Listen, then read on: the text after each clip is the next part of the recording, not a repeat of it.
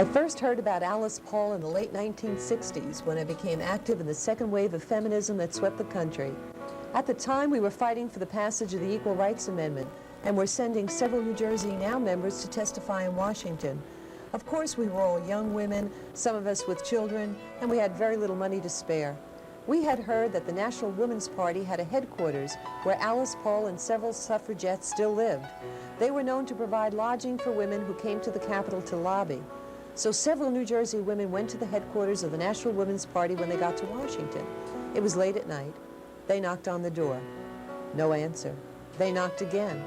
After a few minutes, a light went on, and several seconds later, 3 gray-haired elderly suffragettes answered the door, and Alice Paul stepped forward and said, "They've come!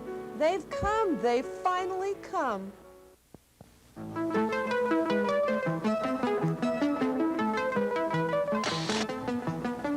Face to Face with Jackie Walker.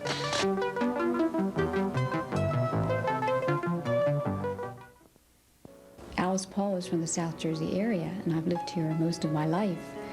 So you would always read articles about Alice Paul, and she was someone I always wanted to meet, and I really regret to this day that I didn't have a chance to meet her. She was someone who was very special, someone in New Jersey that we all can be proud of, and very much a part of history. What were some of the things that you admire most about her, some of her accomplishments? Well, when you read about her life, she was Quaker, you know, and she always believed in equality. And she grew up in a family that believed in those ideals. And she was very well educated. And what is remarkable is that she worked so long and so hard for the passing of the 19th Amendment. But she didn't stop there. That wasn't the end for her. She actually went on and dedicated her whole life to fighting for women's equality. And I just think I admire her tenacity so much. Well, she was born in 1885, which puts her snap dab beginning her life at the same time that the progressive period with all its optimism and everybody believing that we could get all of the ills of our society corrected. And she continued kind of going along with the wave of history, which has a lot to do with her significance. Mm-hmm. But it started at Paulsdale, where she was born.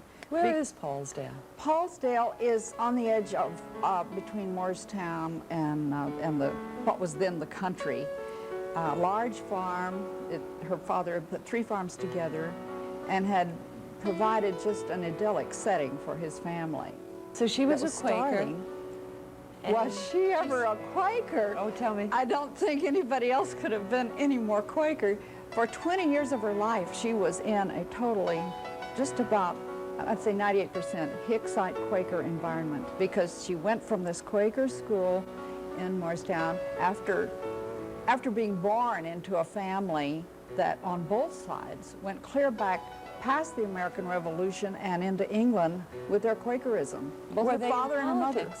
Was the family politically involved? Yes, indeed. Mm-hmm. All through, from the beginning, you find people in community committees on in the legislature. She had family in the legislature? Oh yes, several generations. Is that right? And her grandfather, who was William Perry, and helped set up Rutgers and also Swarthmore College, and did a lot of other things and became a judge, was also in the legislature. In 1860, the Republican Party was begun by her forebear in the state of New Jersey, mm-hmm. as an anti-slavery type party, mm-hmm. and President Lincoln's party. And then she just had a background of activism, which presented a dilemma for her, because the Quakers in Morristown were very much ensconced in their period of activism, which had gone on all through the 19th century, in which they had been so burned by their pacifism in the Civil War, and it was extremely difficult, a period of loss for them, and mm-hmm. They didn't think that Quakers should be involved in any way visible in politics. And they were pretty much withdrawn in doing local philanthropic ideas and projects within their Quaker community. So Alice Paul had this background of political activism. In her own family. In her own And family. they were all Quakers, I Yeah, assume. and her father was who died when she was in college, was on a number of local boards around Morristown, the water board and so forth. And her mother was very well read, kept up a lot in... Educated? Was her mother Educated. Yes, her mother went to Swarthmore, where her father had helped. Wasn't this raise unusual funds. for the times, late 1800s? She was in the first, her mother was in that first wave of women in college. What kind of child was she? Did she show any early signs of what she would become? She led a fairly, well, an isolated life, in that the home was isolated, and she read a lot. She was very athletic. She was on the athletic team. She played hockey, and one of her classmates said she could certainly wham a ball well in baseball, and she says in her interview with me, she read and read and read and read. So her life was pretty serene, yet there was all Yes. this political activism around Except her mother took her to suffrage meetings. She did. Is she the Yes, one that in the planted the neighborhood. seed? I think so. I think that's true. And then went on to Swarthmore College, where she graduated first in her class. And she left Swarthmore College to pursue a degree in social work, and quickly discovered that when she was working in the settlement movement in the Lower East Side of New York, that the kind of poverty that she saw around her, she felt would never be rectified by social work in and of itself, that really what she saw, the poverty of and the lives that the women and children lived there, were something that went beyond that. She then later went on to England to pursue, while she was pursuing her doctoral work at the University of Birmingham, while she was there studying for her doctorate in economics, she happened to meet a group of women, the Pankhursts, mother and daughter teams, who were working for gaining the right to vote in England for women. And she was drawn into that effort, and that really was sort of the galvanizing influence of her life. Christabel Pankhurst was one of the two or three Pankhurst daughters who, with their mother, were running a brand new program to push suffrage, push women's suffrage in England, and they were the suffragettes. Right. And they were beginning to do surprising things, like in England. like marching, like demanding to see the prime minister. Which was not done. Women did not do this sort of thing. Now, when she was at the University of Birmingham, however, she may not have gotten a lot of good out of their academic program, but they held speeches and things of people who would come to the campus and in the community of Birmingham. Christabel Pankhurst came to speak while she was at the University of Birmingham. And it was that speech at the University of Birmingham when she heard Christabel Pankhurst speak, and Christabel Pankhurst was just shouted down. And not only that, but she wrote her mother. Everybody turned so rowdy. It was mostly men students in the audience. My. And they had all brought noisemakers. They were determined not to let the suffragists speak. And this was Alice Paul's first exposure to opposition to suffrage. Well, she'd finished at London School of Economics, and she was supposed to go home, and she had tickets to go home a week later, and she decided she would join them in a deputation to go to Parliament to demand the right to suffrage. And everybody knew there was going to be problems there because the Prime Minister and nobody would see these women at that time. And Mrs. Pankhurst found in her a very intelligent and talented organizer, as she was, which is amazing. In college, she could hardly get up in front of her class and give a speech, and this happened all through her life. She was so shy, painfully shy. She told me she could hardly lobby. And yet here she was organizing these women, and I think she had found a strength in her that she didn't know before. And it was her belief in suffrage that led her to do that. And she went up into Scotland and organized little towns and got put in prison there and had a terrible time with the hunger strike. And Why did she go on a hunger strike? because at that time, it was just beginning. It was another one of those times when she was in on the beginnings of something. Right. And one woman, an artist, had been put in prison, and she was a very innovative person, and she went on a hunger strike. And of course, Alice Paul, in the Quaker tradition back in the 18th century, she knew her forebears had been put in prison and would go through a lot of sort of what today we'd call passive resistance. And so when Alice Paul went to prison, she hunger struck, and a lot of the other women had just begun doing it. And it was only when she came back with convinced that she wanted to do what she could in this country. Mm-hmm. And what was that? Well, she wanted first to pursue gaining the right to vote for women, and really Alice Paul's major contribution to that effort, because as I mentioned, it had started in 1848, and by the time she became involved actively in this country, the suffrage movement here had bogged down. They had tried first state referenda, and that had not worked. They had tried working for a federal amendment. That had not worked. There were a number of things that had been tried over these 60-some-odd years. So when she entered the struggle in December of 1912 in Washington, she went there with the idea that the only way women would ever gain the right to vote in this country was through a constitutional amendment. And she was the person who pressed for that more than any other individual. Mm-hmm. And didn't she form a National Women's Party too? Yes, she did. When she first went to Washington, she went as the chair of the Congressional Committee of the National American Woman Suffrage Association, and that was, at the time, the major suffrage organization in the United States. It was under NAWSA that she planned and executed the first major women's rights demonstration in the nation's capital. The day before President Wilson was inaugurated. And also rather ironic in a way when you think about it, because they were two New Jerseyans, and so it's interesting that this man would arrive in Washington on the train to begin his presidency, and he's greeted by Alice Paul, another New Jerseyan, who was absolutely convinced that somehow she was going to get him to change his mind on women's suffrage, and in fact she did. Tell us about the parade.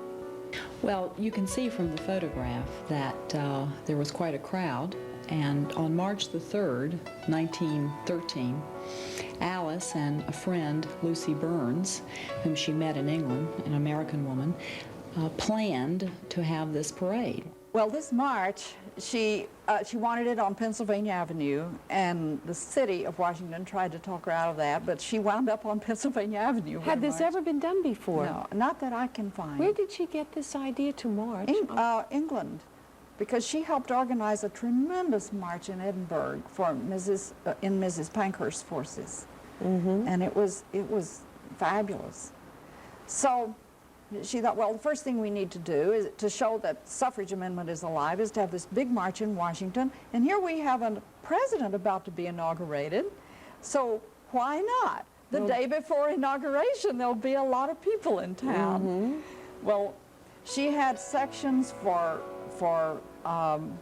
men, she had sections for women from other countries, because some countries, Norway, Did participate? had suffrage then, and she had a lot of sections. She had a pilgrim section, women dressed like pilgrims that had walked down from New York. Wow. It was amazing, beautiful floats, and a man. They had the bleachers up all along Pennsylvania Avenue for President Wilson's inaugural How walk. very convenient. So a man came to her and said, I would like to sell tickets for your parade the day before to the bleachers. And she said, fine. So he was out getting the crowds in.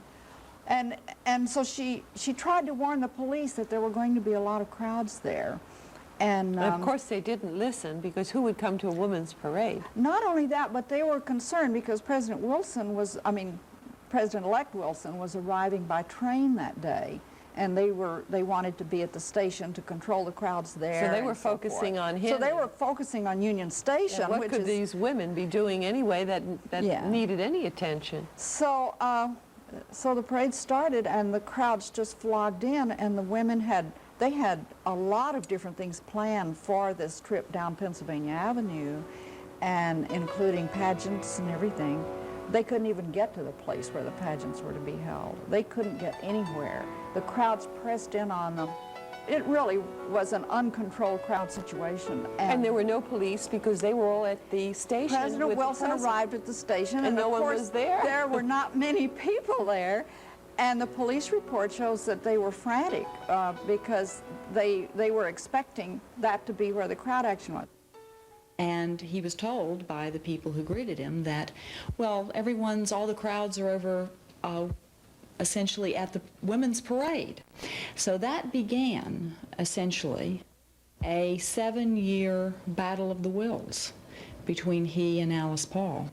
Isn't that where the colors were first used, gold, purple, and white for the women's suffrage movement? It's very interesting because I've spoken to some people about the symbolism of those colors, and when Alice was interviewed and asked what they meant, because of course they had come up with all sorts of ideas about purple being royalty and gold meaning the rising of the sun, essentially she said, oh, we just liked the colors and thought they were pretty. Did you get Wilson to change his mind? Ultimately, yes, and it really came about because when World War I broke out and Woodrow Wilson appealed to the various suffrage organizations throughout the country to give up their fight for suffrage, Alice Paul was the only person, the only leader who refused to do so. You mentioned the formation of the National Woman's Party. What happened is that after this parade, and of course it was a wonderful success, what happened is that as Alice continued her somewhat unorthodox ways of pressing for suffrage by using suffrage newspapers and whistle-stop tours and pickets at the White House and so on, the other women's organizations became very uneasy about this and felt that this was very unladylike behavior and that really they weren't sure they wanted her to be part of her organization. So it was at that point that she formed first the Congressional Union and then the National Woman's Party, which still exists today. And it was that party, and Alice Paul as the leader, that continued to hammer at Woodrow Wilson. As World War I broke out and as all of these leaders from all over the free world were coming here to meet with him, and as he talked about democracy abroad, they started picketing the White House with banners, essentially using his words, saying, you believe in democracy abroad, but over 50% of this country does not have the right to vote. He was embarrassed, ultimately, into accepting the notion of women having the right to vote. Starting in 1917, she went in, out on the picket line after Congress adjourned, and she didn't have to direct headquarters anymore for that brief period, and to be arrested because Congress had adjourned without passing the suffrage movement, and she wanted to turn up the heat a little bit. And so she did get arrested, and the judge gave her the toughest sentence of all. It was over 6 months in the jail, and she hunger struck. The prison doctor wanted to put her in the insane asylum of the prison, and the psychiatrist was sent around to interview her, and she gave him a very lucid, in spite of the fact she hadn't eaten for days, very lucid lecture on the history of women. And his records show that he was already a kind of a feminist. And so he said, this woman is like Joan of Arc. She has a spirit you can't break. He said, she will die, but she will never give up. And this was kind of a warning to President Wilson at the time. And she didn't. And finally, they let her out. And being force-fed, was a procedure that I don't think very many people are even aware of, that they put tubes in your nose, and that's the way they give the body nourishment. It was a very painful and agonizing procedure. The rubber tubes of those days were not like the rubber tubes of today. A medical historian has told me they were pretty stiff. She simply endured it, and she fought against it. They stepped up force feedings to 3 times a day, so that the women couldn't even get over the pain of the first one before another one would come along. And a lot of them were injured forever. Somewhere along the line, Alice Paul also managed to get 3 law degrees. When did this all go on? Alice Paul received her first law degree in 1917 and then went on to pursue a master's and doctorate in law. She did that after suffrage passed, and when Amelia Fry, her biographer, talked to her about why she went on to get 3 law degrees, she said that she did it so that she could write the Equal Rights Amendment so that it would say exactly what it ought. So she felt that in order for her to know everything that one needed to know in order to argue the case for the constitutionality of the Equal Rights Amendment, she needed to be able to talk with the attorneys who were arguing against it, and that's why she did go on and get her law degrees.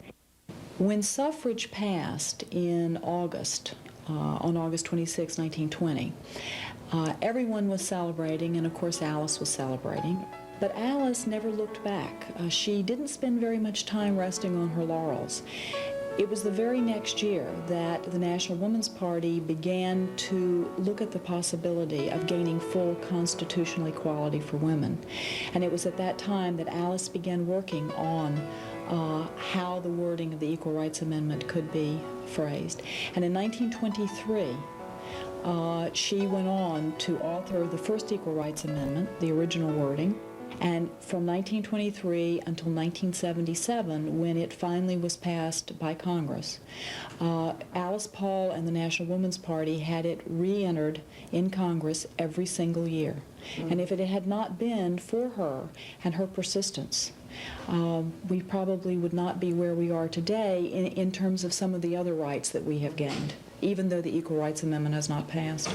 In 1964, Alice Paul, the National Woman's Party, and other women's groups gained a major victory in Congress when gender rights were incorporated into Title VII of the Civil Rights Act. In addition to all her activities in the United States, Alice was extremely active in international women's rights. During World War II, she saved the lives of many of Europe's most outstanding feminists. In the 1960s, she haunted the United Nations with her World Women's Party to include equal rights of men and women in the preamble to the United Nations Charter.